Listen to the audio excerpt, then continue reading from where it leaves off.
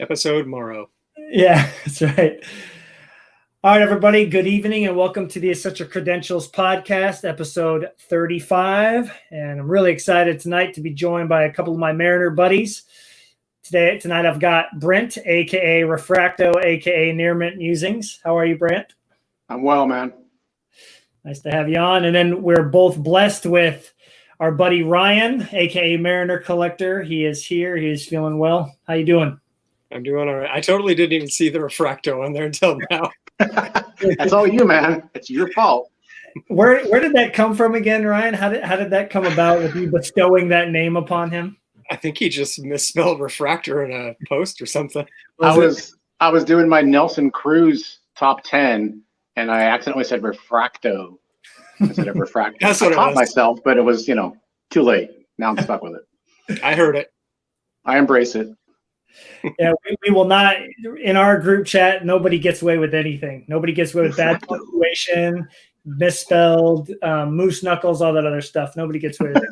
So I see some people in here that I don't think I've ever said hi to before. So we've got the Card Closet, Ken's Cardboard, and hey, my buddies. And Ron Fig. Are those all your friends? I got Ken. Yeah, what's up? Cool. Nice to have new people watching. Well, tonight, for those that are watching and everybody that watches this recorded, we're going to talk about what keeps the hobby fresh and exciting for us, because right now, I think the three of us can agree the hobby is a pretty intense place to be right now. You got prices on the rise, the popularity of it's on the rise, and there's just a lot going on, right? And obviously everywhere else in our country, it's pretty intense. So even though this is kind of an escape for us, it's it's been really intense. And so I think we're going to have some fun going through what keeps the hobby exciting, fresh, not kind of, I don't know, how do I say it, like monotonous, because it can get like that, when you're collecting the same guy and you run out of things to pick up. And I think the three of us can also agree that the pickups are really what gives you something to look forward to, right? But there's more to collecting than that, and that's what we're going to dive into. So let me ask you first, Brent,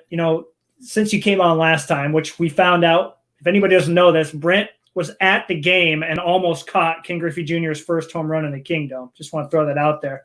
We found him on the video. How have you been keeping things, fresh and exciting on the collecting side of things, Brent? Well, last time I was on here, it was primarily Mariners focused, right? So I was the Edgar Martinez part of the Mariner triad. Since then, it's been really diving into different sports, getting back to my Supersonics roots and diving into Sean Kemp more. And then I like football. I'm a Seahawks fan, but I don't really collect them. But I wanted to find somebody that really resonated with me and where I live in Eastern Washington, Washington State University, the Cougars. You got Gardner Minshew, who's kind of legendary just because of his, Uncle Rico stature and, what he brings to the table on and off the field. And he was just a fun guy to collect. So I've been diving into him as well. Mm-hmm. And getting back into my vintage as well. So I'm running the gamut right now with all aspects of collecting. It's been a lot of fun. That's pretty cool to be spread out across all three of the, big time collecting eras. I don't dabble in vintage, but I love learning about it. A good friend of mine here in Sitka, he's a teacher. He has shown me his collection, and it's fun to learn from all you guys, just cards that I, don't know anything about. But what about you, Ryan? I mean, again, we were all focused on Mariners, and a lot of people know you're Mr. Felix Hernandez collector as well as Jay Buhner. But, what else have you been doing to kind of keep things exciting on the collecting world for you? Well, first, I can't help unless Brent mentioned he's been diving into Sean Kemp, which is kind of funny because usually Sean Kemp does the diving into people. That's it. But, yeah, there you go. He had to get it in. I throw you softballs, bro. You take them. Yeah. No, I've actually been getting back into Felix. I don't know if it's just kind of a cyclical thing. Mm-hmm. I generally go for whichever one of my PCs is kind of the cheapest at the moment, honestly, or whatever I can find. We've been talking in our chat the last 3 or 4 days. I'm like, ooh, Jay Buhner archives. I know, he doesn't have a whole lot of old autographs or any interesting autographs for the most part compared to some of the other contemporaries of his. Right. So to see some of those pop up, I'm like, I got to jump on these. But Felix has been something I've been diving back into a lot lately. Awesome. Yeah, I mean, that's one thing that helps us out a lot is the three of us, we are spread out. We're not spread out thin. I mean, we got players in different sports. We've got players that cost a lot. You've got players that don't cost a lot, thankfully. And I think that's a big part of it that I've kind of been motivated. I think what really got me going toward the hockey side of things is I saw that it was a bit cheaper. It was something that I enjoyed as a kid. And I saw how much fun, Brent, you have collecting Gartner and having, yourself in a different sport. It kind of allowed me to take the pressure off a bit. So, for me, since we talked last, I've really had a lot of fun diving back into the hockey world since, I stopped when I was 10 years old. And that's what's great too, is we've been able to share all of our cards. Brent, you could send a soccer card to me and Ryan and we think it's cool. Or Ryan could say, look at that, Buhner archive auto that, wouldn't be posted in a group and we think it's cool. Or I'm sending you guys pictures of,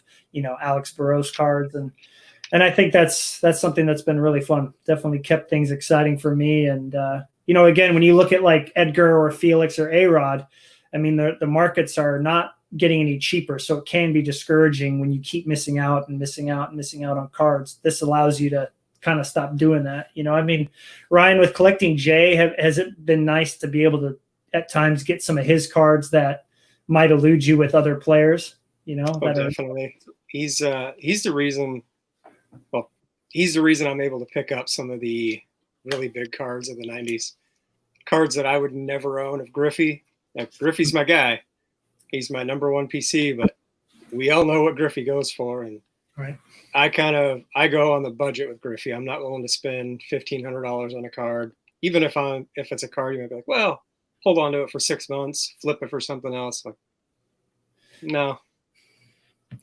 That's a good point, Brent. I mean, same for you, right, Brent? I mean, I know, a few months ago kind of helped you get going on the Edgar Martinez front, but I've noticed that you've had a lot more fun picking up different cards. Is that mainly to kind of say, okay, well, I could get like 2 or 3 Edgar cards, but for the same price, my Gardner PC can really get somewhere, or my Cruz PC or Kyle Lewis. Right. And is that kind of how you approach it as well? Yeah, you pick Nelson Cruz, and that would be the guy that I would talk to, because Edgar Martinez is getting expensive. Mm-hmm.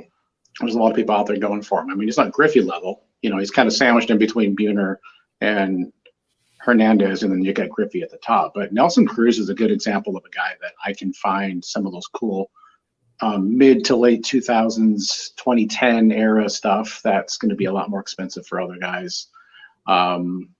So it's fun to look at different decades. I really kind of break it down into decades, and I kind of have a player that I like in each decade. So it's kind of fun to kind of hop around and see, what you can get. If one of your guys is expensive in one decade, then you find maybe somebody else that isn't. Right. And pick up a card that you like. With Ryan and Buhner, exactly the same thing. You can find somebody cheaper and more affordable and accessible.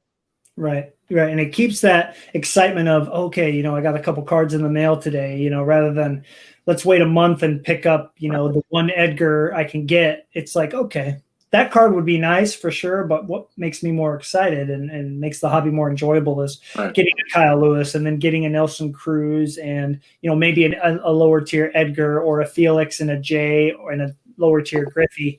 It is really nice to be able to have something to look forward to, especially, right now. I think collecting has been a really nice escape for some of us. I think it allows us to keep that fun and exciting rather than like a drag. I still can't find any Edgars, I still can't find any A-Rod type thing. So yeah, the same for me. Ankiel was nice for a little bit there. I think I started going that route, and you guys remember probably beginning of the year I started really heading in that direction, and it was so cool to be able to pick up not only like modern cards that he has autos in, like the Topps Tech or whatever they call it now. It's not Topps Tech, it's called art.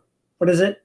It's like Tech something, right? It's still Tech. High Tech. That's it. Thank you. High Tech. There you go. Yeah, and then he's got a few in the like the little minis that are see through. I still don't know these sets that well, but just he's got cards that are in some modern products, which is cool. The gold label cards, those big thick metal ones, but I kind of got to a point where he gets maybe 20 cards listed a week if I'm lucky of any cards. This mostly base, So I kind of ran dry on him, and that's when it's been really fun to dive down into the hockey realm of things, because there's just a whole nother world of cards to uncover, including the modern stuff. Ryan teases me all the time about my hate for Panini, and you guys are definitely warming me up to them in a sense, because with, like the Kyle Lewis cards and the Felix cards, they find ways to keep the designs interesting, even though there's no team logos. But with hockey, they have the license, and so they're able to use the team logos. And I've actually, come around a little bit, not all the way yet. But so we thought we would. This is funny. Carlos comes on. He goes, "Are you suggesting mail days for fun?" Nonsense. Yeah, no joke. Glad to have you in here, Carlos. Hey, Carlos. But so we thought we would kind of go through our collections and show you just the variety of cards that we like to collect, and maybe inspire a couple of you to think, hey, maybe I should spread my wings out a little bit and go find a prospect now that's not too expensive, or try another sport, rather than just kind of sticking with baseball, because baseball is becoming much more popular in the 90s. So I think we've all seen that, which is a good thing, but maybe you have to be, pick and choose what you're going to go after from that era nowadays. So, Ryan, you are going to have the honor of starting us off here. So would you like to start with your what would you say is your main PC, or like the biggest collection that you have right now? It's a Griffey for sure, as far as definitely numbers wise. And I've been working on that since 1989. So. Gotcha. And now that, like I said, since you've been collecting him first before anybody else, do you still, take a peek at what's out there of him, or are you kind of just oh, you do? Okay. Gotcha. Well, would you like to show us a couple of your Griffies? Did you pull any of those out today? I did. Awesome. So I picked out a couple that are kind of examples of the things I like to collect. Cool. So these ones, I grabbed 3 of them because they're the 3 that are worth going in magnetics, and that was the box I had. Mm-hmm. But I like going after inserts that kind of get done year after year. I don't know why, that just kind of intrigues me. I like to see where the designs go, and I don't know, it's just kind of cool to me. It's fun. And it's a completionist in a way. Like when you get them all, you're kind of like, I'm good. Right. But I've got with your art background. Sorry, with your art background, you have more of an appreciation than some, I think, with the evolution of a design, and the art that goes into each one. At least from your channel, I could tell that when you did those reviews. So yeah. So what's first? So I grabbed one of my favorite cards. It's the Diamond Producers. I believe this is 99, if I remember right. Awesome. Camera kind of picks up that cracked ice kind of design. Mm-hmm. It's got the die cutting in there. Don't know if you can really tell that it's embossed, like Griffey on there. That's fantastic. Gorgeous. I think this is 98. This one's got a glut of stuff. I mean, there's felt, there's wood, there's kind of the hollow foil. And then I think this is 97. So can you try to get, I don't know if you can do it with both your hands, can you get all 3 up at the same time? It is kind of cool to see them all together.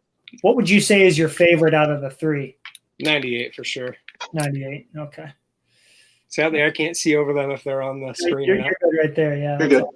What about you, Brent? Do you have, if Edgar had one of those, which one would you be privy to? Oh, the first one by far. Right. I've always seen, I've seen those in Facebook groups and stuff, and I'm like, God, those are one of those ones that I'm like, man, I wish he had. I just love the acetate. I love the look of it. It's a great card. Yeah, I agree with that. Again, it's so cool to, we had the opportunity to talk to Gene. I know both of you have watched that episode.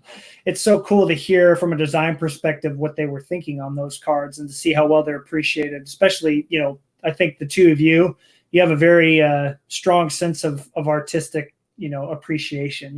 What looks good. And Brent, especially some of your pictures with your bobblehead and different backgrounds and things, and to have those cards. I mean, I think those represent a pretty strong era with the 90s, how unique they all are. So that's awesome, man. Yeah, thanks for showing those off. I never get tired of seeing those ultra inserts. What about you, Brent? I mean, what is your this has got to be tough because I don't know if I can answer this, but what collection have you been working on the longest, would you say? Well, by the longest is by far been Killebrew.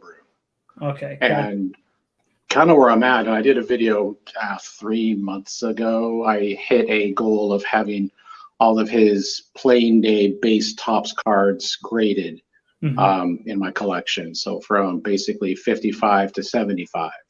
Oh, wow. So once I hit those, kind of pump the brakes. I kind of decided in his collection not to just get stuff just for the sake of getting it to bump up my numbers. I wanted them to be ones that I really like. So I've kind of taken a more modern insert type of direction with Killebrew. Some of his, heritage and archive stuff that they're doing fantastic stuff with. So they put, they'll slap them on a 1990 or 1989 Topps gold refractor or a 1982 style card with the Senator's uniform. I love that stuff. So you kind of put him on a more modern type card. That's kind of been the angle I've been going to with him lately. So I've been collecting him forever. So he's definitely been my longest. Awesome. Well, would love to see you had that one that you showed before the show started. I think that would be a great one for people to see. Sure. Remember what that is. And then if you want to show off, I don't know what else you got with Killebrew, but it'd be great to see a couple vintage cards. You'll be the first guy to ever show a vintage card on this podcast. So hey, cool. The first one you were referring to is the on-card auto. This is a 2004 World Series highlights. Let me get that there. I mean, just look at that. I mean, that's ridiculous, right? Awesome. So that just hits all levels of awesome. So, and then on the back, it has the I don't know if it's a Claire's bat on that. Sorry, the box score from that game, Game 4 of the what series was it? 1965 Game 4 World Series. So that's fantastic. And then I'll give you one example of the Topps Archive, the 2013. Let's see if I can get that without a glare. So I love 1982 Topps. It's one of my favorite sets ever. And just to have him on there was a great card. So I had to pick that one up. So that's kind of a prime example of what I've been doing with him as far as his modern stuff. And then you want to see a vintage. Let me pull out a vintage one real quick. While you're doing that, I just want to answer a question in the chat here. For Shane, I'll link both of their channels after the video is done in the description. You can find that, Ryan and Brent's channels. And then I will answer your second question. We will talk about that very soon. I'll let you guys know. It's something that you guys convinced me to do. So okay.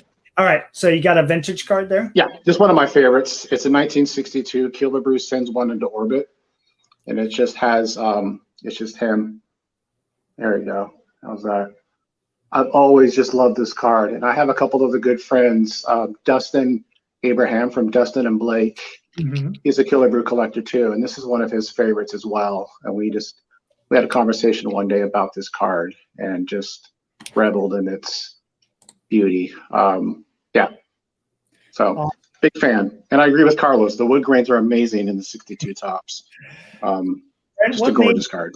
I know you talk about this on your channel, and everybody should definitely go check out Mint Musings, especially one of the more recent videos. Was awesome. But what made you collect Killebrew? Like, what was it about him? I know you've talked about it on your channel, but for people that haven't been to your channel, why Harmon Killebrew?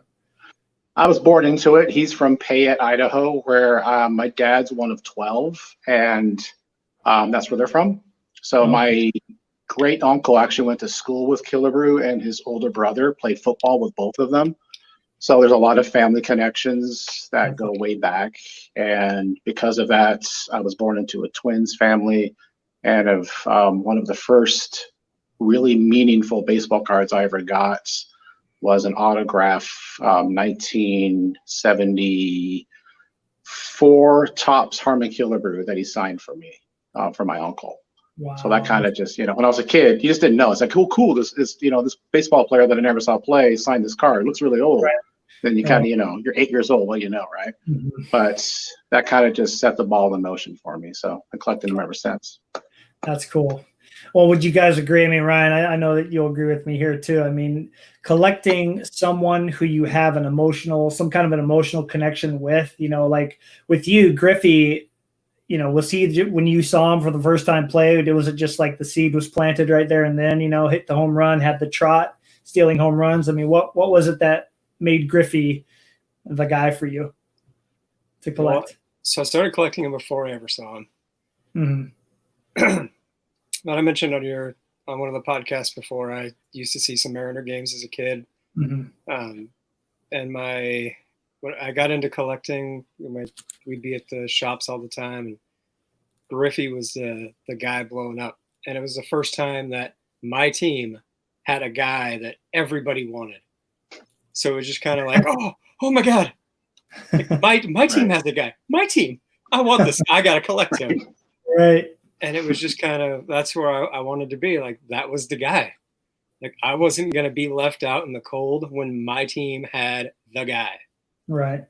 So that makes sense too. And I know you've shared on here too, just how popular he was back in those days. But yeah, well, for me too, I think when I decided to get into the 90s, I've already kind of gone into detail. But when I saw my very first game with my dad, this guy hit a home run at the game. And I didn't, like you guys, maybe Ryan did, but for me, I mean, Alex was never like, I got to get every card of this guy, because he was just so expensive even as a kid. So I just tried to get a base card here and there of him, but that's kind of how he became the baseball player for me to go through. But part of what keeps the hobby fresh and exciting for me is the discussions that we get from cards, not the fact that you want to show me that yours is better than mine or that you have more than me, but the discussions that we get from a card being shown maybe by somebody else. And then the three of us will be like, hey, did you guys see that card get posted? What do you guys think of these? And for me, that's what keeps the hobby exciting for me. Is I remember picking up these cards and thinking they were pretty cool, but every time somebody posts them, there's a big discussion about them. And I think that's great. And so I wanted to show these off, and that's the 399 finest gold refractors. I think these are some of the coolest looking cards that Topps ever made. And for the players that have three, it's very hard to track down three of them, but you kind of, track one at a time down. And I was lucky enough to pick them up before they got the way they are now. But here's the third one. So yeah, they look fantastic, and they're all serial numbered out of 100, and they're die cut. They got that, or not? Yeah, they got that deckled edge. So again, I feel like every time, like my buddy Alan, who's been on the show a few times, Alan Chen, big Bonds collector, he'll bring those cards up to me every now and then. He's like, Matt, how much? I really want to get a Bonds. How much should I pay? And then he's like, okay, I had to settle for a Vlad, but you were right. You've said how amazing they are. Greg said how amazing they are, and now I have one. So I feel like that's what's awesome, is when cards like that show up, we tend to have a really nice discussion about them. And then, of course, what happens next? One of us has to go get one. That's happened many times. So, right. Yeah. Right. But Ryan, other than Griffey, are there any I mean, you talk about Jay Buhner. Do you feel like with Jay, you look at Griffey and you're like, man, I would really like to see a finest gold refractor, but I'm never going to see a Griffey. So let's go find the Jay. Is that what's been really nice? Do you have any examples of that, of some Jays that, making me move? I am not fast. I am not fast. So I got a few of my favorite Jays. One is the PMG. Oh man, jealous. Card that I will never. Oh, I will man. never own this Griffey. Well, Right. Brent and I are in the same boat, man. We'll be lucky if we see our player in our lives, in our Correct. hands at least. And I got Beautiful, Ryan. That's awesome. the 98 Ultra Platinum. That's such a great picture. Like Can you hold that up for a second? I just wanted to use this. Jay, I don't know if I mentioned this before, but just an awesome guy with, Right. fans and so forth. When my dad worked security, his family was there, and his family used to ride with him on a golf cart from the clubhouse out to the cars where they were parked behind the stadium. And he would always ask my dad if he needed a ride. I always thought that was cool. So that card reminds me of that. Said him and his family were super nice. Definitely looks like it from the picture. All right. But that is my absolute favorite year for gold medallions, for platinum medallions. Awesome. And I would love to own a Griffey, but they're like 1,000 plus now, I think. Mm-hmm. So, and then my other one that I grabbed is the 99 Bowman Chrome International. Ooh, nice. I know I've seen the Griffey. I don't remember what his background looks like. I love the Jay Buhner background. It almost kind of looks cartoony with the fence and the grass. So he kind of pops out of there, kind of like a Cool World type effect. Mm-hmm. Where is he originally from? Kentucky, somewhere. There you go. Right. Okay. And I think what is in the background of Edgar's, Brent? I can't remember. I want to say it's New York City. Right. Yeah, it is. Alex is as well. Alex has the Statue of Liberty or something behind him. Yeah. Right. Well, in his 99, not his 98. 98 is just the interstate, right? I-5 or something is behind him.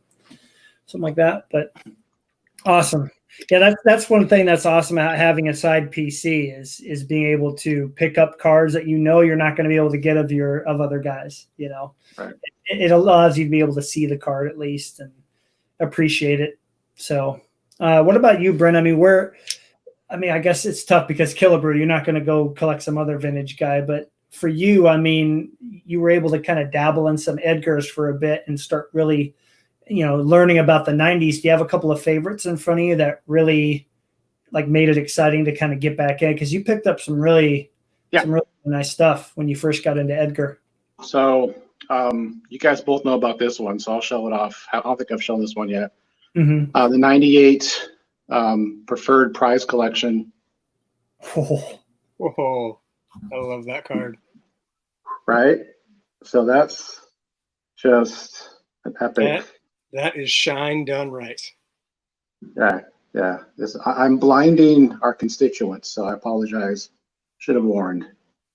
So that's just, that's a daily. I have that strategically placed in my office, so I see that constantly throughout the day. And then, of course, this will you got to go with the Crusades. So this is the purple. This is the one in the middle, I believe, right? Yeah, this is out of 100, so it's not the red, which I may never own.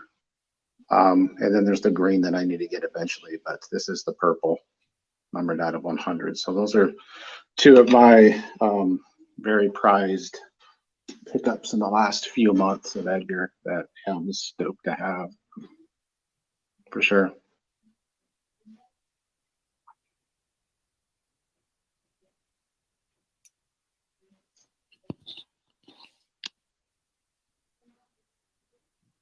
Sorry about that. When you look up Edgar Martinez, though, you kind of, there's so many places to go. Knock it off, Ryan. Sorry. But when you hit me up, you're like, what do I go for? And what's are these prices right? And we bring them up all the time, but we won't name them. You started falling into certain auctions by certain sellers. And you're like, is this a good price? And I'm like, no. Don't do it. Don't do it. Right. Do not do it. But there's a lot out there, and so it's really cool to see just what you've picked up in the short amount of time. So for sure, glad you have an appreciation for that. We have a question for Ryan from Dallas. Pim, I hope I said that right. He wants to know what's up with the Red Sox photo behind you. That is a Pedro Martinez portrait I drew back in, I think, 2000, 2001. It was one of the Go ahead. Go ahead. It was one of the first things I ever did in color. Like, I'd Oh. always been a black and white drawer, and I finally decided to try something in color. And I can definitely tell, looking back on it, I needed to put a little more oomph into it. But That's Were, awesome. were you an art major in school, or was this all just a hobby for you back then? just a hobby. Wow, that's impressive. I got a lot of respect for people that are very Absolutely. talented artists, because it's, that's not my strength. I really wish it was, but it's, there's no Bob Ross in this flesh and bones. So, It's awesome. awesome. I think I got these three out because I wanted to mention what else makes, keeps the hobby fresh and exciting for me, is just my interactions with, again, like interactions with my friends. Tyler has been on here a few times, and he and I think more than anybody, he appreciates what Pacific brought to the table back in those days. And I mean, obviously we all love Pacific, but for him, he really, when he got into collecting Maguire, he's like, man, these cards aren't expensive, but they look so awesome, and they're limited just like all the other cards. But why are they cheaper? And I said, well, I just think there's not an appreciation. So it's really nice to be able to, be friends with somebody who appreciates the Pacific brand. And the three that I got out, going off Ryan's completionist type thing, is a rainbow from 2000 Revolution. So this is the Shadow series. Oh, I'll go full screen in case anybody wants to see it more. So here's the Shadow series. This is out of 99. Let's see if it'll grab it. So just love the foil. And then, of course, you got that embossed part right there in the middle that says Shadow series. So there's that. And then you have the premiere date. And this looks like that. All right, and it's embossed in the middle here. It says premiere date on it. And then the toughest one, which was a retail only, is the red, which is Tyler's favorite one because of Maguire and being on the Cardinals, and that's out of 63. So I think it's fun to kind of chase down a rainbow of it's almost like when you finally get all three of them or all four of them or whatever, you're like, oh yes, mission accomplished, because as collectors, we're always like goal oriented. Nobody ever goes, I think I'm done picking up cards for a while. There's nothing to get. Naturally, we're always kind of like, okay, what's next? Like, okay, do I go collect this or do I collect somebody new? And so, yeah, being able to cross that off the list was pretty exciting. Not too long ago, I think Bo helped me get the last one, the blue, out of the Shadow series. So, yeah, break out the fireworks. I just did, Bo. Bo just posted in here. Bo Carter, the man who helped me complete some of my A-Rod rainbows. Thank you so much. Nice. So that's it on the A-Rod front for me. I didn't get a lot of his out because I show a lot of his cards all the time on the podcast. But let's dive into our, side PCs. Ryan, you still got your Felix collection to kind of talk a little bit about. So I'll go to you first. Obviously, is Felix... obviously he was a great pitcher for us, but what kind of made you decide to go for him beyond the fact that he's our only good player we had for some years? That was part of it. I mean, just the fact that we had a couple lean years, like we were obviously great in 2000, 2001, pretty good in 2002, 2003. We just kind of continued that downward spiral. And then, hey, news is coming out. The Mariners have this big young fireballer.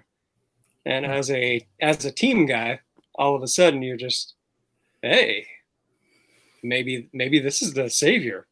Because Right. I think when you're a fan, especially of a team that has never been good, every big hyped young player is your savior. Ryan Anderson was the Mariners savior at one point, but he was the guy that, like my best friend and I, Chris, we would go to Oakland all the time and watch the Mariners and A's games. And we made up our own little shirts. We made All Hail the King shirts, and we took all sorts of stuff down there. And we're just like, yeah. And it was just fun. Like, he was an infectious young guy. It was fun to watch him pitch. And I think the fact that he had so much fun is why I gravitated towards him so much. Nice. It's a lot better to see a young kid having fun than some stoic old man just like, I'm here to take my at bats and then I'm going home. But Right. That's awesome, man. I know, Brent, do you remember when he was young and he was coming up? I mean, he was a bit roly poly, but man, he could pitch. He could. Dude. The guy Right. could pitch. And Yeah, he was fun. Brought a Was- lot of energy that we were missing. he did. You're right. Yeah, he gave us something to look forward to at least once every 5 days, every 5 games when we sucked, right? Right. Did he come up in 04 or 05? he came up in 06. Oh, was it 06? Okay. Gotcha. Yeah. Yeah. Awesome. So, I mean, Felix too, he, went from 06 all the way till last year on the Mariners. I mean, has it been pretty fun to kind of separate Ryan from the Jay and Griffey 90s collection, 90s cards, and really start diving into more of the modern stuff? And does that? It has. It kind of allows me to touch on everything. Like when I go into Griffey or Griffey or Jay, I get to kind of live that 90s life, for lack of a better word. Like there were just stuff in the 90s where, I mean, you can show me an A-Rod and I'll look at it and be like, what the hell is that? Like I lived through the 90s. I collected through the 90s and I still don't know half of these inserts. Right. But now it's kind of a different game. The hobby is, I think, streamlined is a politer way than simplified. Right. But there are still lots of things, I think, to appreciate and go after. And there are some that kind of appeal to that completionist side of me. Like I've mentioned that I like to go for runs of stuff. Mm-hmm. I have the complete gold Topps Felix run, including his 2020. I just picked up the Braves one. Boo. But I have all of those. I've only got about half of the black Topps gold. Mm-hmm. This one, my wife actually, is the first card she bought for me. She bought it in, I think, 2008. Completely on her own. She went to the hobby shop and picked it up, had no idea if I had it or not, and was like, hi, I got this for you. That's pretty cool. And I was like, holy crap, you got me a card, and it's a card that I didn't have, and that's really rare. But kind of the thing that I've been going after lately, and it's like I had a few in my collection, and when I was looking through it, I was like, I need to pick them all up. It was the minis, but every year they did a hand numbered out of 25 card. And I think it was a few years where it would be like the Allen and Ginter back, and then a few years it was the Bazooka back. They've had like the Bats back. So there's a few different backs to them, but every year there's one set or one parallel, and it's hand numbered out of 25. But every now and then you do find a card that you didn't know about, and you mentioned on your last podcast, so I'm going to piggyback that. This Magician mini parallel. The reason I got it is because you showed it in our group and said, hey, do you guys think this is because there was a big line going across yours. Yeah. And we weren't sure if it was the scanner or the card. Right. And I think if I remember right, you looked at it and said, well, it looks like most of the cards have it. So it's probably a scanner issue. And you reached out to the seller, and when you found that it was, you were just kind of like, I'm going to jump on that. I'm glad that you were able to pick that up. That one seller, he was getting rid of a lot of his minis, and it's been really cool for me if I can piggyback off you, because Brent, I know that you already kind of know about the original minis, right? Doesn't Killebrew. What year were the first T206s that they did for? Those are going to be like 1912-ish. Okay. So back, way back before Killebrew, way before Killebrew. But you're familiar with that being kind of in vintage, right? So me not knowing, I knew about Allen Ginter, I knew about the minis, but I really didn't know about the different parallels and stuff. It's been really fun to kind of dive into that with Ankiel. He's listed quite a few of those, so it's been fun. But when you're not going after Edgar and Killebrew, Brent, what is another player? If we stick with baseball for now, what's another player that you have gravitated towards? Well, let me see what I have around me. So I have mentioned before with the my affinity with the Twins, obviously Mariners, because that's where I'm, been raised all my life. But I also look at Twins both past and present. And one guy that I've collected a few that I really don't show off that much of is Joe Mauer, who was, around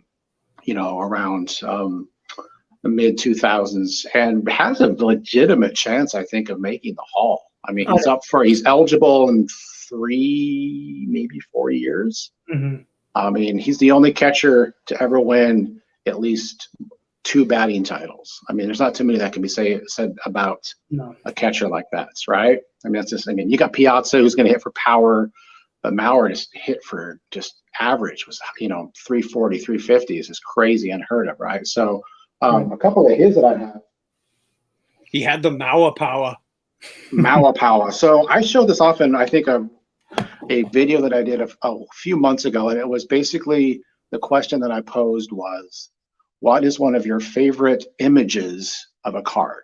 Maybe not just a player, it could just be an image. It happened to be a player that I like, but this is the one that I picked, and I'll do the shiny one. So this is the diamond. But I just love, I mean, if you look at that picture, it looks like with the old uniform, it looks like it could be back, it's almost Mantle-esque, right? I mean, just the way that he's swinging. This is from 2011. The diamond is just a gorgeous card.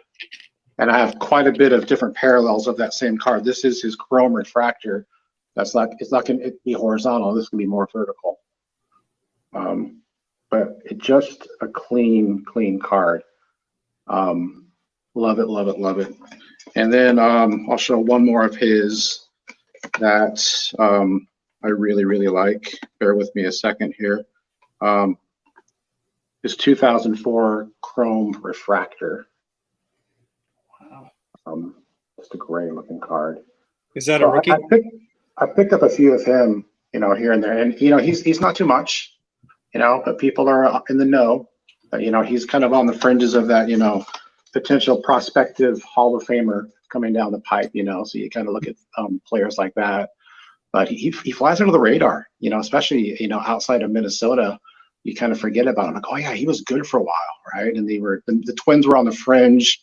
They had a couple of decent years, like, 29 through 2011. And then he was a big component of that. Him and Johan Santana. They had Torrey Hunter, which reminds me, don't let me forget, I need to show off my Torrey Hunter card. Joe Mauer is one of those guys that I like to pick up. And again, he's not nearly as much as some other guys that you would want to that era. Because you saw that's when Trout kind of came out of that scene, that same 2011. So he's not even close to that, thankfully. So yeah, thank goodness. Was that Ryan? I heard Ryan ask earlier, was that 04 refractor a rookie, or was that a second-year card, or that Bowman card? That is his. I have his rookie. I think I have it. Bear with me. You know what that looks like? Joe Mauer rookie card looks like. Haven't seen one before. That's because Brent doesn't. Again, this is the first. I think a second time I've seen your. 02. So 02 is his rookie. I just could not remember for the life of me what it was. This is just his regular Bowman, not the refractor. But this is his rookie. Look what happens when your collection is organized. You found that in 8 seconds or less. Right? And that was getting up, man. Crazy. Yeah, I have this one on display. I have a shelf that has key Twins players throughout the years, and he's of course one of them. So one of the days I'll get the refractor of this card, but that's a little pricey. So you did not find that just kind of laying around behind a dumpster or something? No, it's behind the piano. Oh, yeah. Well, I always forget to look behind the piano. Funny you guys should mention that, because I just got home and the fridge was making kind of a silly sound, and I kind of pulled it back. Guess what was behind there? Not gonna believe it. A full run, other than the 101, of the high-tech Ricky and Keel autos, which has allowed me to can you believe this? Who would put something like this back here? So whoa. I know, right? Nice. It's amazing what happens when you just dig around and find stuff. But that's what's been really cool about, collecting a player who's in some modern stuff, is just being able to see these cards and appreciate, their design. I mean, again, obviously they're kind of going off of the tech-ish type design from years I like those. But on-card auto, super clean, so clean the camera can't focus on it because the A-Rod jersey is behind me. But I mean, they look fantastic. It would be great to find the 101, but I'm thinking that probably came out when the product went live and somebody bought it, some Cardinals collector. But yeah, really fun to go for Ankiel. He allowed me to, like, this is my example I pulled out of getting a card that, I did miss out on an A-Rod of this, but let's not bring that up because it'll make me cry. Is like a card like this from 2000 Flair Showcase, the Legacy edition out of. So clean. So yeah, again, perfect number, right? I wish Jay was in that set so bad. So cool. Right. I do too. That was the base cards look amazing too. I was able to open a box 4 years ago and it was a lot of fun. But to find this card when it was listed and pick it up for the price I did, I doubt I'll ever get an A-Rod. I really do. Unless I want to, shell out some big bucks for it. But that's been really fun to, nice. Again, like you say, you have different Twins collections. You got a Torrey Hunter you're going to show off, Nelson Cruz. Ryan, you and Brent both love collecting modern Mariners, and I have one that I might kind of dabble towards just his rookies that I have a rookie of, Mike Morse, which is his name when he first came up. But, just has been fun to be able to collect all these different players who you can get some really cool cards for, a decent price, guys that you like. I definitely recommend everybody to not, pigeonhole yourself to one or two players. There's just too many cards out there to do that, Randy Johnson pigeonholed himself into one player. Literally. He did. And best pitch I ever seen. Best pitch I ever seen. Holy smokes. So going from that, Ryan, I know you don't. I'm trying to think of how I can transition to you here because Brent and I let's stick with baseball, Brent, because you've got you've got a Nelson Cruz card that I really hope you show off if you can catch my telepathic message. I got it. I have one hockey card to show when you need to transition to it. We're going there. We're going there. But Ryan, beyond, can you pull out a couple examples of Mariners players who you don't have, a lot of, but it's fun to say, oh, I picked up this Mariners player and this one. Are they close? You're going to make me move. You don't actually. I got a binder. I moved it while I was moving boxes. I'm trying to see where I put it. Okay, I can fill the airtime if you want to go look for it real quick. Yeah. So let's go to you first, Brent. So you mentioned Twins, right? Are you collecting any? We mentioned Nelson Cruz and Torrey Hunter. Do you go for any modern guys too from the Twins? Yeah, I would say Mitch Garver is probably my one that I collect the most. He's the catcher for the Twins. Mm-hmm. He had a monster year last year. I'm big into him. I have one right here. Pardon me for a second. Awesome. And I know this is we talked about this, and we'll talk about this for a second. So Panini has the knack of, obviously, with not having a license for baseball, that sometimes, I think, was it Eric with those back pages, I call them pajama cards because they look like they're wearing pajamas. There's no logo on them.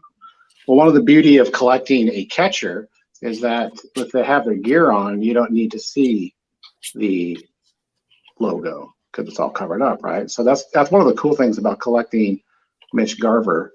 And this is his Spectra from 2018, so it's a rookie card. And then the other one I'll show is one of my favorite patch cards. Just a big old fat patch. That's the N from the Twins logo on his jersey. A really cool card. So when you have the catcher gear, it doesn't really matter that you can't see the logo. The hat's backwards, right? The gear's on, and it's a really clean card, and been really enjoying collecting Mitch Garver. I'm waiting to see if he has another monster year. He had one really good year. So I'm hoping and praying he's not a flash in the pan. I really don't think he is, but been collecting him. There's also, Luis Arias. You got him on the fantasy team, you big jerk. I couldn't let you have the whole team. He's an up and comer. He's rumored to have a good chance at hitting for the batting title. He's just an awesome hitter. So he's been fun to collect. He's probably the hottest prospect for the Twins by far. Royce Lewis would be another one that's a prospect that's been on the fringes for a couple of years for the Twins. Right. Other than that, it's really just Nelson Cruz, and that's mainly because from his Mariners days, and then now with the Twins, got the connection with my wife. That's her her maiden name, so kind of have that family connection. So there was a time when Cruz played and Logan Morrison played, and we had Cruz and Morrison together shirts. You know, it was adorable, right? I know, right? So you know all about the last name collecting, so I won't steal that from you, but it's cool. So he's a fun guy to collect. Gotcha. I would like people with the podcast, if you wouldn't mind grabbing it. I'm sure it's behind you on the shelf. I have a feeling there's a patriotic type Cruz card that would make right over here. Yeah, we would love to see it. I think I know people in the podcast would like to see it too. You know which one I'm mentioning, Ryan? You want me to read you a story? Is that where you're getting with this one? Kind of like the patriotic Cruz card. That one. Oh my goodness, that one is so nasty. Oh man. Yeah. This is a book that I like to read. Your camera. It was so amazing. Your camera shut off. Look at that. My back? I hear you, but I can't see you. Oh no, it got disconnected. It was so good. It broke the camera. We're done showing cards. That's it. Have a good night. Yeah, you too. All right, he'll come back here soon. Never. I was like, that was the perfect malfunction right there. It was hilarious. Again, to kind of before he comes back, I think it's so cool from you guys, especially, you and him show me, cards from Triple Threads and cards from different Topps products that Felix and Cruz are in, and Kyle Lewis, Kyle Seager. And that's been really fun for me because, for the last 3.5 years before I got into Ankiel and now my other collections, I was just like, there he is. Hey. Enjoy the bottom, sir. Yeah. That's right. You've been promoted, Ryan. Cruz broke it. I'm sorry, man. Dude, no, that card is so good. It just destroyed the camera. Try it again. I'm going to tempt fate. There it is. 101. Fat Mariners patch. I love it because it's patriotic. It's the Mariners, but it's also got the Twins colors, in which the Twins the next year. So it kind of ticks all the boxes, right? So, that's awesome. Love it. That's great. Well, I was just telling Ryan, and telling people here too, that it's awesome to learn about some of these more modern cards too from you guys, because I was so focused on just A-Rod. And if I wasn't collecting A-Rod in the Mariners uniform, I didn't want to see the card. I didn't want to talk about the card, which was fine, I think, for back then, but it's really been more enjoyable. It's made the hobby more exciting to be learning about all these different cards, even Panini, Ryan, believe it or not. So yeah, I think it's been great. What about you, Ryan? I mean, is there anybody else kind of that's like a side PC that you'll pick up a card here and there of them? Of course. Okay. Awesome. So I think I grabbed 4 guys that are kind of the ones that I gravitate to. I've got Freddie Garcia is one I've been going after since '99. Mm-hmm. But this is the 2000 Prism. This is the purple Prism. But I am 2 cards away from the rainbow. Oh my gosh, you're that close. I need the proof numbered out of 10 and the blue holographic. I think it's numbered out of 60 if I'm remembering correctly. Man, there's a couple of those retail parallels in there, like the gold one. Those are so hard to find. I've never seen an Ankiel or an A-Rod. I think it's out of not 480. It's like 5 something, right? Wow. Yeah, big echo. Did you hear what I said? I haven't been able to pick up an A-Rod. Okay, so do you have the Garcia gold? Brent, do you have your headphones by any chance? I think we're getting a pretty big echo. I'm checking. Okay, I'm going to mute you for just a second. I know that's been a really, really tough one for a lot of people to find, that gold one. Is that the one? Okay, not that one, the one that's unnumbered. I think there's a gold that's unnumbered in there somewhere, right? I know I have it. But there it is, right there. Yep. Man, that's awesome. I won't lie. I don't know what the name of almost any of these are. Like, they're all really cool. And I know they've got names. I couldn't tell you what they are. I think unless that was Slider or something. Unless they've got a color. Gotcha. Okay. Oh. Then I've always had a small, a little bit of foreshadowing, affinity for Joey Cora. Hey, that card looks familiar. It does. That's So, awesome.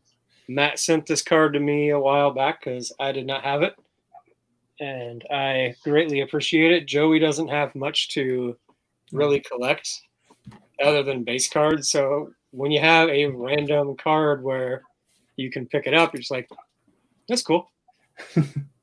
It was actually pretty funny too, because he sent a message to me. He goes, I'm thinking about picking up a Joey Cora Rave. Which ones do you have? And I'm literally putting that Dan Wilson and that Joey Cora in a package for him. Like, I don't know how I said it. I basically told you I would wait or something till if one pops up, or I was just trying to make you wait for like 3 days till it got there, But yeah, you're right. That is cool to pick up some Joey. You and I are going to have a battle when the Super Rave shows up.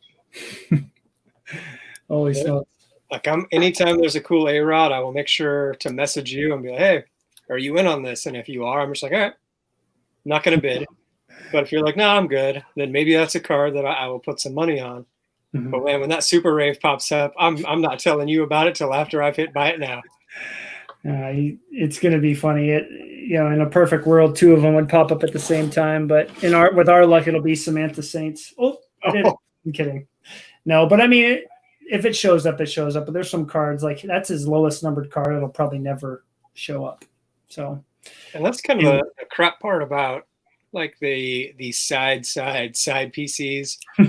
Right. It's not even so much that like I'm sure the card is out there, but it's probably something that a random seller, like unless you're a seller like you just mentioned that puts everything up. Mm-hmm. If you're a random guy with a box of cards, you're going to see Joey Cora. Not even worth my time to put it up. Right. And like I think that's the unfortunate reality of those kind of PCs. Like, right. Like I got my Franklin Gutierrez PC. Is that him getting hurt right there on that catch? Because I'm assuming it is. Oh, probably. And man, you talk about a shame. This was a guy. The Mariners have been blessed with center fielders. They had Griffey and Mike Cameron, Ichiro for a year. Legitimately, Franklin Gutierrez was better than all of them defensively. He was pretty good. And he just couldn't stay healthy. Like he was one of those examples of a guy whose body just said, sorry, bro, can't do it. But he was so much fun to watch play. Mm-hmm. And it didn't hurt that my wife thought he was cute. So she would watch the games with me just because he was there. When he was on the field, right? Yeah. That's funny. Gotcha. Well, something that's coming to my mind as we're about to dive into our, other sports sides of things is something that's been really nice, Brent, and I'm going to throw this to you first is, do you feel that when you're collecting multiple players, because a lot of times we have this like, man, I can't believe I missed out on this card, right? I feel like because I'm collecting different sports, different players, that if I miss out on an A-Rod, it's like, well, that kind of stinks, but I got these other cards of these players. Do you feel like that has allowed you to kind of, in a way, take the pressure off of like getting the next big Edgar, right. Big cruise? Do you feel that is how it goes? I would use, I think a prime example of that would be my Sean Kemp collection. And I know I showed earlier the Donruss Crusades of Edgar, which is obviously, for any collector of the 90s, that's one of their, probably top 5 cards, right? Whether it's the purple or the red or the blue. But for me, this Sean Kemp, this is Panini 2012, 2013. This is their Crusade. So they mimicked it exactly, right? But it's all about the green and gold matching the green and gold. Yeah. So this is numbered out of 25. Wow. And this is a fraction of the price. And it's even graded. You get this in a graded 9.5. This is a fraction of the price that you would get for, an Edgar red, right? Right. Just a gorgeous, gorgeous card. And that was like a prime example of getting something that I wanted to see. and they mimicked it perfectly, even though it's 14 years later after the original baseball one that Don was put out. It's just a gorgeous card, and that kind of got me looking at other options for Sean Kemp that I could collect for a fraction of the price. He's not the priciest basketball player out there, and I don't collect any current basketball. I have some Shaquille O'Neal cards that I have, and some Sean Kemp mainly, but that's about it.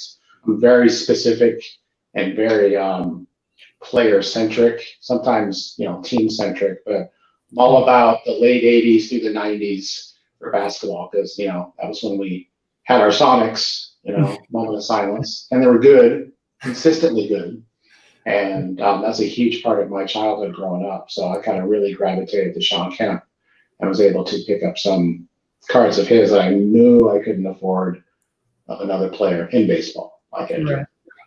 Well, and in basketball too. I mean, the basketball is the place to be for the really, really high end cards and collectors. But that's awesome. I love that they replicated that look perfectly. So yeah, they nailed it, man. Nailed it. Right. Well, I got to ask you too, Ryan. I mean, have you ever, until recently, thought about going to another sport to collect any cards, or is there just enough Mariners out there that you don't really have to think about that? Well, I do. In the 90s, especially, I collected Reggie Miller. Oh, that's right. Of course.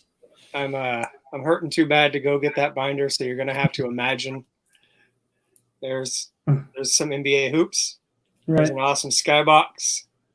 So, but no, I collected, I'm a Bears fan and I love watching football, but I don't know why football just never did anything for me as far as a collecting. Mm-hmm. My football collection is maybe 10 cards deep. Gotcha. But no, I've gotten back into picking up a few older Reggie Millers, but right. I mean, what's interesting too, Ryan, is don't you feel like Brent and I have been an influence on that in a way? Because it's the same with you two guys. Like, he and I will start talking about picking up cards from your Gardners that you definitely got to show some of your Gardners. The hockey cards that I'm going to show. I mean, that's what's been pretty cool is as I feel like you've been able to get a little bit more motivated. I feel that he has. We're starting to talk a little bit more about his Reggie collection. I didn't even know he liked Reggie Miller until recently, so right. I feel like we've definitely been an influence on him, when it comes to that. Oh, definitely. So I got, actually, where is it? I found it in this little trash can here, actually. Let's see what I got. Oh my God. It's just in this trash can. I mean, where do you find cards? That's amazing. Wow, that's a beautiful card, man. Look at that. I wish the camera was picking up the border a little better, because it is basically the same border. It probably is the same foil as the 99 Star Rubies. Hey, Brent, that's a good segue. Do you have any of those floating around, a 99 Skybox Ruby for comparison? I want my trash can back. Can I have my trash can back? You're welcome. It's mine, not his. I can't believe you found a card randomly like that. That's hilarious. Who'd have thought? Crazy. So let's see we're going to compare again. Can we see the Mario Lemieux one more time? So let's look at there we go. Let's look at that foil. Nice. Can you imagine if the baseball looked like that? Oof. That is what amazed me so much. You've been showing off your hockey cards, and I enjoy hockey. I enjoy watching hockey. I'm a Penguins fan primarily due to the NHL video game series, like the 96, 97. Mm-hmm. But I never really thought about collecting hockey. And you started showing off all these really cool cards, Tebow and Burrows. Mm-hmm. I was like, maybe I'll check it out and see if there's something there for me. And so I started looking at Yager and Lemieux, Ron Francis. Mm-hmm. I was going to look for some Barrasso cards, but I knew that you you collect goalies, so I'm just like, I'm not gonna potentially step on his toes. Yeah, I was going to go that direction, but there's a super collector on Instagram who's got everything of his. And when something nice pops up, he usually picks it up. So I just kind of backed off and was like, you have it, you know. But can we see for comparison, Brent, you have an amazing Tory Hunter that you were going to show off, right? So this is let's see if I can get this. Oh, man. You got to get it right because it's amazing. Must be nice to have the shine show off. Wow. What's cool about the Tory Hunter, and I didn't know this about this card, and it was, since he's a rookie, there was 2 rookies. There's the portrait rookie, and then there's the action one. So this is actually 7 out of 15. Jeez. I mean, so seriously? I mean, and this is his, legit rookie card of a twin that I really like. So I was like, and I got this for a fraction. I mean, literally a fraction of what you would get it for. I don't want to say, he's a great player. He had a great career. He was fantastic with the Angels, right? Can you do a side by side with me and Brent? Maybe. Let's see. Yeah, like that. But you guys are going to be super tiny. I don't think I can have just the 2 of you on the screen. Okay. I can remove myself, but if you guys show it at the same time, see if you can pick up. I think I found a potential low tech way of maybe getting some of that light on there. Nice.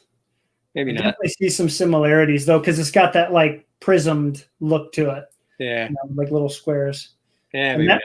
So the Lemieux was made in 95. Am I correct? 94. It was a 94 baseball. I believe this is 94, 95 in hockey. Right. And then they used it again, and that's 99 Skybox, right, Brent? Yeah, correct. Awesome. That's amazing, man. That's got to be one of his lowest numbered rookies that he has. It is. Yeah, it is. Like the 101 Ultra Masterpiece. That might be the only lower one ever made. But right.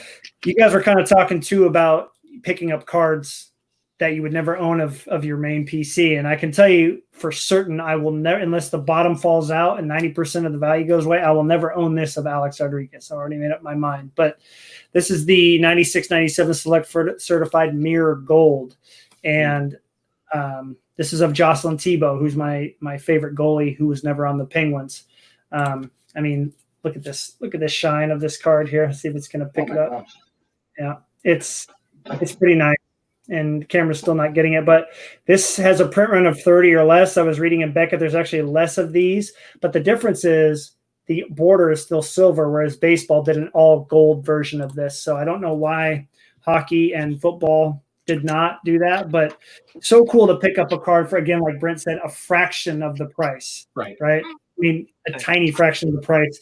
A-Rod is just through the roof. I mean, not to talk about Jeter and Griffey. So that's what's been so fun about dabbling in the 90s with Jocelyn Thibault, is that he's got cards that are in those same, like the Donruss Elite Status Gold out of 100. Been able to find one of those. The Centurion Refractor out of 75. I mean, it was just amazing how cheap some of those cards were. So I've really enjoyed going into the hockey realm, which was my first sport that I ever played, and the first sport that my dad and I watched, together was hockey. So I've been having just as much fun, if not more fun, picking up the hockey stuff than I was when I was collecting, A-Rod. Or I still collect A-Rod. I just don't get to pick much up anymore, So and I'll piggyback on that for a second. With your hockey, I'll let you through. I really don't know anything about hockey cards, let alone, a lot of the players. I mean, I know the big players. I've never heard of Jocelyn Thibault, so I'm like, who is this guy? So it's kind of cool going into your collection, just enjoying it just for the pure beauty of it and for what they can do with the cards. And so, every time that you show one, I'm like, you kind of take a step back and you have like those fresh set of lenses, right? Where you're looking at cards that you've never seen before, and you can appreciate them without, starting to get into the weeds about, okay, well, looking for the bigger one for your player. You can look strictly just for the sport and what hockey offers. And it's been a lot of fun watching your collection, just seeing what they can do with the technology and the sheer beauty of it. And it's cool too, because you said you can afford it too, right? I mean, it's a lot more affordable. So you can show off those dynamic, high-tech, just beautiful cards that you wouldn't have been able to with, an A-Rod or a Griffey or even an Edgar. It's nice to be able to experience them, you know what I mean? Right. And I, again, just like Ryan said with his PMGJ, it's really nice to have a PMG of any player, especially a Mariner, and appreciate it and be okay knowing, hey, I'm not going to be able to get the Griffey of this. I'm not going to be able to get the Edgar or A-Rod. So who can we get, you know? And, Right. and I, again, what you're saying, I think it's awesome that, you know, we Mike all, Timlin. what's that? Mike Timlin. There you go. Maybe Heathcliff Slocum. You know, but it's been nice to appreciate because I get to see some Felix cards of modern cards that I don't ever see. I get to see some Nelson Cruz cards that I've never seen before, you know. And then you've got a guy, Carlos, who's watching right now with us. He shows off these cards that I'm starting to learn about, and it's fun to just have that fresh lens looking at these cards. Like, okay, this is going to be fun to learn about, and that's kind of the approach that I've taken with collecting hockey. It's all brand new. It's so much fun to see these cards, you know. And again, I mean, to kind of go off cards that I would never afford of A-Rod, even though this is not a baseball set too. This was like my very first true one-on-one card of anybody. And it's from a Leaf product. And we talked a little bit about, you know, Leaf and some of the stuff that they put out. They did I believe the Donruss Crusade card is a Leaf product, right? Of the count. Right. And here's the one-on-one stamp on the back. It's so cool to pick up a card of a guy that you like that's a natural one-on-one and not have to pay, you know, thousands of dollars for it. I love it. You know, goalie masks were my thing when I was a kid. That's why I always wanted to be a goalie, and the mask designs are so cool. And to be able to pick up a card like that, it's pretty exciting. Yeah, I'll use this one to get a different conversation going. Brent, you also kind of dabble in your football collection too. Right. Have you had a nice time being able to, and I'll go to you too, Ryan, comparing like the baseball and football designs and kind of seeing where they differ? Does that make it more enjoyable for you? For sure. You know, when I started getting into Minshew, probably really after the last football season, when I saw that he was going to be the guy for the Jacksonville Jaguars. I mean, even if he wasn't, I was still into him just because he was such a cool dude for the Cougars, right? So diving into the Panini product, to the Donruss, to the Optic, Panini's got so many different versions that I thought baseball had that football has even more of, and I'm sure basketball mimics that as well. Just some amazing technology, some that harkens back to the 90s. That's really cool. I've had just some gorgeous cards that I've been able to acquire over the last few months. Do you have a couple examples that you'd like to show us of your garbage? So I'll show about 3 or 4 of them. Select is a fantastic product, and it's great for baseball too, but this is the tie-dye version. Nice. This is this year's. This is the tie-dye version. So it's got that cool kind of like, you know, spiral in the background with the great different colors. Those are out of 25, I want to say. That one actually isn't numbered. No, actually it is. It is. I stand corrected. It is out of 25. You are correct. Okay. Cool. Awesome. And then another select. This is out of 10. Oh, wow. Just otherworldly what they can do with these things. Ryan, I don't even know does that compare to anything in the 90s? I'm trying to think of what that even reminds me of. I don't think they've used that foil on anything. Nothing I remember. Yeah, it's kind of got those hexagonal squares or like squares in the background. Oh, that's impressive. Some of their stuff. Couple more. This is this really clean product that they put out, Obsidian. Oh, wow. So it's got like that foil shine. It's really like the black. And of course, I'm showing these off in the black holders as well. So it's just really for a minute, real quick. This is great because I'm sorry, Shane, it took us so long to get to this. But Brent, let's start with you. What do you really like about those black one-touchers? Because I got to admit, when Greg showed it off to me almost a year ago, I'm like, these things are terrible. Like, who's going to use these? What do you think, and we'll go to Ryan next, what do you think the black one-touches bring? Like, what do they add to the artistic feel of the cards? Just for me, for some reason, I decided, okay, I'm going to try them out, and I'm just going to put my Minshews in. Mm-hmm. And there's so many of them with the shine that I've been showing, just really, it puts that black border around it, and it just seems to kind of really hone your vision into the square. and Right. just really makes the colors, I think, pop even more. Not all cards work Right. better. They don't look worse in them, but some of them I think look better in the black than they would in the clear. What about you, Ryan? I mean, what do you like about the black cases? Because I was against it for so long, and you guys kept showing me these cards, and I'm like, I got to get them. So y'all convinced me. But what was it? What was it for you, Ryan, that kind of made you go pick them up? Well, one, I think it's unique. So when I'm thumbing through my box, you know, like if you're sitting here and you're looking at my boxes with me, and you're like, why are there 3 black ones? Like, you're going to notice the 3 different cards in there.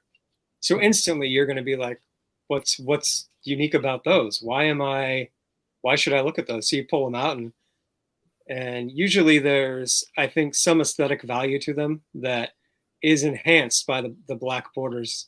Gotcha. I think especially with your, like, you've done really well with the hockey ones, and you found some amazing cards to go in there. I've sent those to you guys too, like, hey, yes, no, is this working? And, Right. and I remember one, I was like, I don't know about this. You're like, are you kidding me? That's like perfect. I mean, what does it for you though, Ryan? Because you gave me some tips, but what makes you look at a card and say, okay, it's going in the black one touch? What kind of card are you looking for? I think it's cards that pop on their own, but also cards that have kind of black or dark accents to them. Yeah. I've found that if it's something that is like black bordered, I don't like it. If it's something that has a black background, I don't like it. Like, I tried out my Topps black Felixes and even some black, Heritage black refractors. Like, this is not in a black one touch anymore, but add a couple examples. Like this starring roll. Mm-hmm. I think it looks nice because you got kind of the black borders on the star. Like, it's got some nice black accents, and I think the case brings that out. Nice. But like, I tried these in it, the black refractors, mm-hmm. and I thought they looked smaller. Like, I did not like them in it at all. Interesting. And there are, this one I'm up in the on the air. I'm on the fence, or up in the air about, or up in the fence on the air. I don't know. We're just gonna mix them all together. Right. Like, I've got the full run of these in them. Oh man. I don't know if they're gonna stay in them.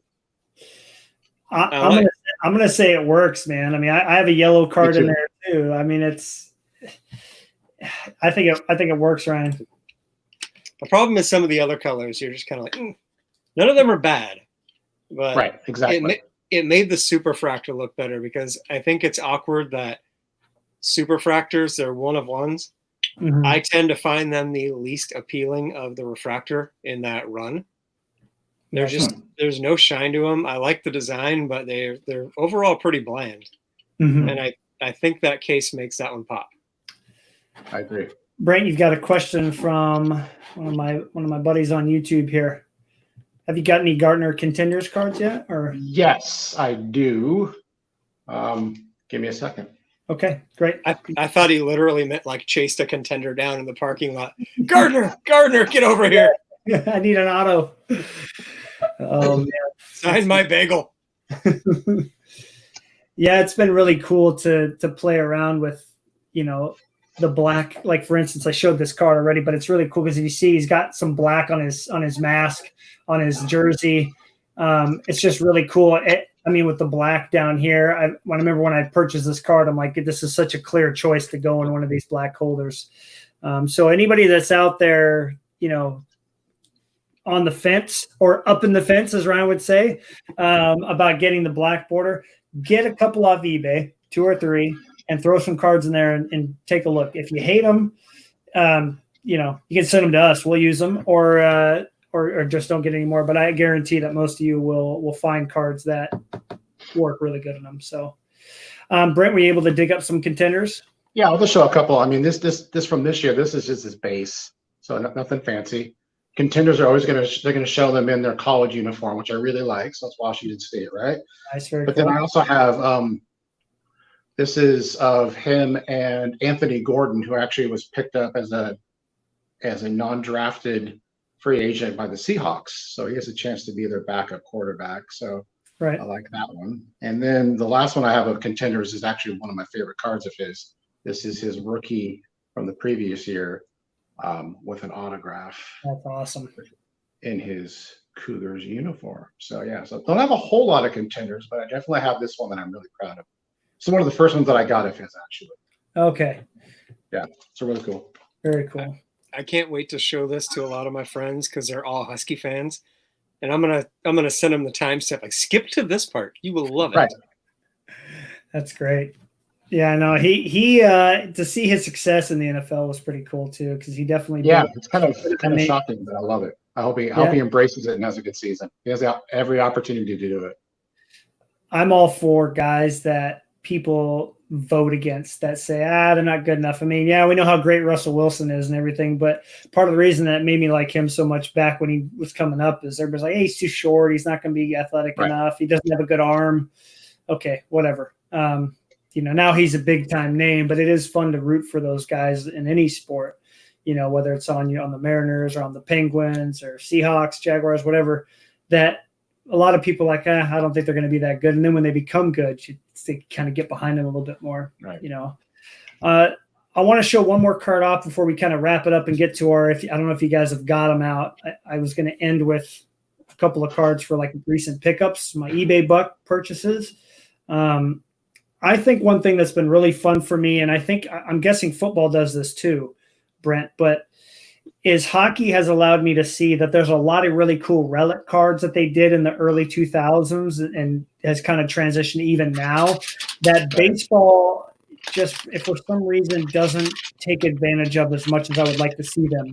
Back in 2000 and 2001, baseball was doing some really cool relic type cards. You had the batting gloves. You had what else did you have? And obviously patches and jerseys. We all know that. Some bat pieces, but they really didn't go beyond where I thought they could have. Batting helmets and different parts like wristbands and things like that. But for hockey, one thing that's been cool is they made cards that had pieces of all of the uniforms. So we've got his jersey over here. We've got part of the blocker or the glove right here. So his glove on his hand. We've got part of the trapper over there, and then the pad on the leg here. So to have a card, and this is numbered this isn't numbered, but this is only 10 of these. It's a pretty cool card. To see hockey has made me think, okay, how could baseball, because we all know you open up a big product and all that's in there is a napkin jersey piece out of 300 of some player. And you're like, well, this isn't collectible, right? It's just a filler card. It'd be really cool to see baseball go beyond that and start using more unique pieces. I mean, Topps does the sticker and things like that, like we talked about last week. But for hockey, man, it's been really cool to see how unique some of the relic cards are. And they're much more desirable in hockey. I don't know why this is, but just a basic relic card even now seems to do better than baseball does. So go figure. Right. So that's been one of the more intriguing things about going into the hockey side of things is just how many cool relic cards they have of, pieces of their skates and pieces of all their jerseys are much more elaborate. And then obviously some of the stuff that the players and the goalies wear, it's been pretty cool. So I don't know if you've seen that in football at all. Did they do any crazy cool, because they have those, was it Panini Limited or something, or what's that product that has like a patch, a jersey, a hat, and a football or something like that? Like there's 4 different pieces. Oh yeah, we're talking about I don't have any crazy ones like that. Mine are all just kind of. I have a couple of Mint shoes that have some cool Cougar like logo patches, but as far as crazy like like receiving gloves and like there's some that have like pieces of like their shoe or their cleats or nothing too crazy yet. So I think if he has a good year this year, I think they might go down that route and put him in some of the bigger stuff. I mean, what do you think, Ryan? I mean, do you think baseball still has somewhere that they could go to maybe make those relic and cards more interesting? Interesting, yes. For the most part, I think baseball relics are boring as hell. I'm not gonna lie, like especially new ones. There's some that are cool. Like the patches obviously stand out because you get the colors, or sometimes you'll get a piece of it that you're like, oh my God. Like one of the guys in the Facebook group has a Felix patch, and it's got part of the My Oh My from his jersey. Cool. That's cool. And I saw that once and I was like, oh my God, I want that so bad. Like if you ever want to sell that. Right. But I think it's weird that baseball is the sport that's most accessible. It's the one where you see the players' faces and they're able to be mic'd up. So it's a sport that I feel like on the field we have the most access to, but it's the sport that's very guarded, and it's the sport that's very behind the times when it comes to utilizing what it has. And I don't know if that's baseball stepping on the card manufacturers, or if maybe the card manufacturers just don't have, like, they can't look at it and be like, all right, what can we do? I mean, there's lots of things you could do, like game used rosin bag. Imagine you put one of those things, like obviously you probably want to shake the powder out of that thing, and you specify the game that it was from, like, hey, Clayton Kershaw used this on whatever day. That would be best. But I also think just having the relics done in an eye-pleasing way, because so many times I'll look at a card and then they just slap a random square of a jersey piece, and it's just there. There's no rhyme or reason for it. It's just kind of like, all right, it's half over his face, kind of blocking out his bat. And you're just like, all right. Right. You probably could have incorporated that into the design. Like, I don't know. Right. I like that, Carlos. That's funny. And then Dave also said, Brent, it was Leaf certified. I just couldn't think of the. Got it. Yeah, Leaf. You got it. Yeah. But I'm with you guys. I mean, I think they could really take it a step further and grab, instead of using a jersey, like a clean jersey, try to get, like if you see, Kyle Lewis running into second base, slides in, he steals a base, he's got all that dirt covering his pants, right? And then he makes another, there we go. What do you got for us, Brent? Well, that's got actual dirt from T-Mobile Park. I guess you're trying to think outside the box. You can shake it rattles. Safe Go Field. I don't care what they say. I know. I'm reading the back. I don't call it that either. I know. No, but there you go. I mean, the odds of him actually touching that dirt during the game were 1 in a million. But it would be really cool. The rosin bag, if somebody wears, what else do you got? Like you got a piece of the bat, black or whatever. Yeah, eye black, pine tar. Cut that bat or grab some of the pine tar and smear it in the card in a section. I don't know. I think they could get more creative, and that's something that I've seen with hockey is that they got more pieces of gear to use, like with the goalies, you got their pads, you got the blocker, the glove, you've got their mask, and obviously the players, the skaters, you got their helmets, part of the visors that you could even chunk up, and skates and gloves, like their gloves are a bit bigger and thicker. And so I got one. Go for it. They could incorporate the bouncy balls that Albert Bell used to cork his bat with. Well, the Pacific had a bit of an issue with the whole cork bat thing, so maybe that wouldn't go so well. Wait, what? All right, you'll have to tell me that story later. Just look up the Manny Ramirez card, man. That thing, it's anybody that's listening, go look up Manny Ramirez Pacific bat card. That's all I'm saying, and you'll have some fun with that article. But there's definitely some interesting places they could go. So I just wanted to mention that.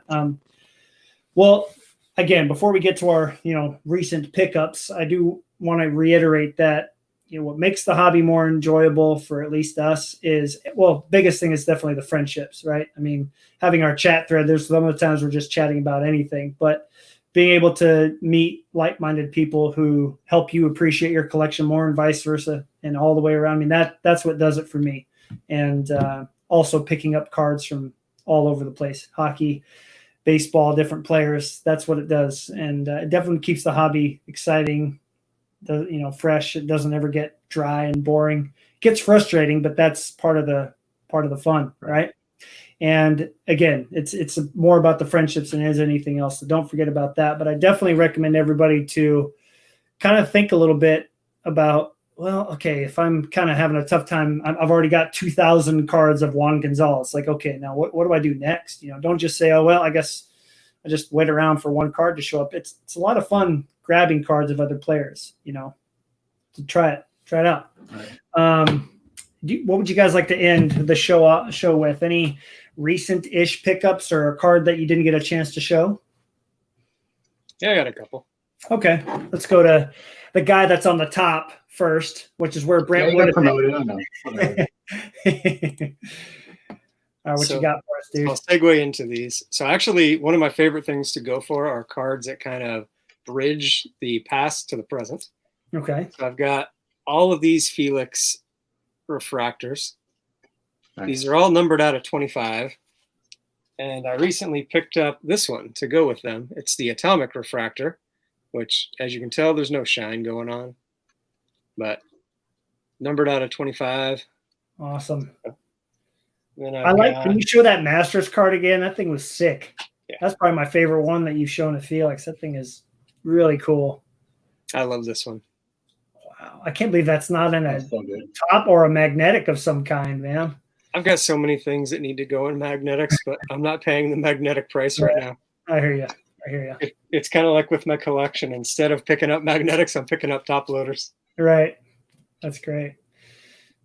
And I've got a 1984 Wade Boggs Heyo. Fleer. This one's got kind of a weird story. When I was 10 years old or so, I broke my arm. And I don't know if you can actually see the scar anymore, but I shattered this thing. Like the bone was sticking out to here. It was gross. But I ended up having to go to physical therapy. And the physical therapy consisted of me trying to do this because in the cast, the tendons had basically gotten to be a rock. So I would go to physical therapy and I literally just had to try and do this. And the day I was able to touch my thumb to my shoulder, my dad took me to the shop and said, all right, pick out something. And for whatever reason, I gravitated to the 1984 Fleer Wade Boggs. That's pretty cool. And I finally decided to pick up the graded copy. And my last one was a Father's Day gift from my daughter, Emma. It's a Jigglypuff. Hey, look at that. We play Smash Brothers all the time. And I always pick Jigglypuff because she hates it when I put her to sleep. That works two ways. That's great. That's awesome. Well, I told everybody that's going to watch this that you're going to see cards from all eras. I didn't expect to get Pokemon in here, but it happened. It has actually happened, which is appropriate because as a teacher, I see those Pokemon cards all the time. I probably have a collection behind my desk that's just as nice as anybody else's from all the cards the kids bring out. Holy smokes. What about you, Brent? Anything recent that you wanted to showcase on here? For sure. I'm going to go back in the day here in a second, but before I do, I know we've talked about this. I have to give a lot of props to Panini for this year's Diamond King release. I just thought it's been very, very well done. Mm-hmm. And a couple of the products I have, this is the Harmon Killer Brew wood frame that just really, really like. It's numbered out of 13 randomly. But, is that a jersey number or something? Or no, he was number 3. So I don't know what the 13 means, but we'll go with it. So there's only 13 of them. It's got the wood frame. So this will be like just a regular card. Then you'll have a gray frame. Then I think there's like a plum or purple color, and then there's the wood frame. Okay. And then I picked up my man. This is my modern based Mariners guy I'm collecting, Kyle Lewis. That's so cool. Just a really clean, artistic looking card. Again, don't need the logo on this one. Just got his back. Just really like the aesthetic of Diamond Kings that they're pumping out. Mm-hmm. And then since I was apparently the first guy to show some vintage on your channel, I'll keep that going. One set that I've been really diving into, and I recommend this to anybody if you want to get into some vintage and you want to get some players that you would other think wouldn't be affordable. Look into the 1947 to 1966 exhibits. I know that's a long time frame, but that's when they made them, and they look like this. This is Yogi Berra, and it's their postcard size. Nothing on the back. They're plain, but they have just great photographs.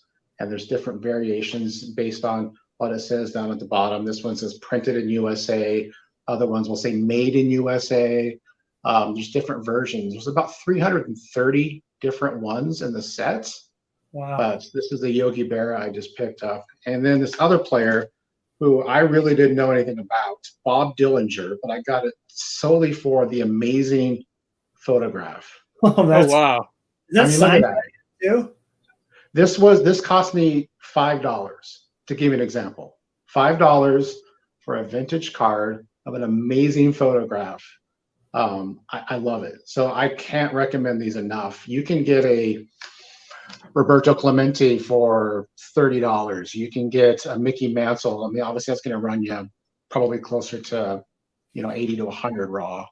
You can get a Hank Aaron for 60. You can get all those major players that you wouldn't think you could afford. You can afford them with these, and they're really fun to collect. So, I got about 50, I think, so far. Some of the major players have a lot to collect. There are some different varieties and versions of them. One has the name in script with that it's not outlined, and there's one that is outlined. There's one like I think of Duke Snyder once got the Brooklyn Dodgers hat. One has the LA hat. So there's different versions that are worth a little more, but they're not that much. So I highly recommend them for vintage. So awesome.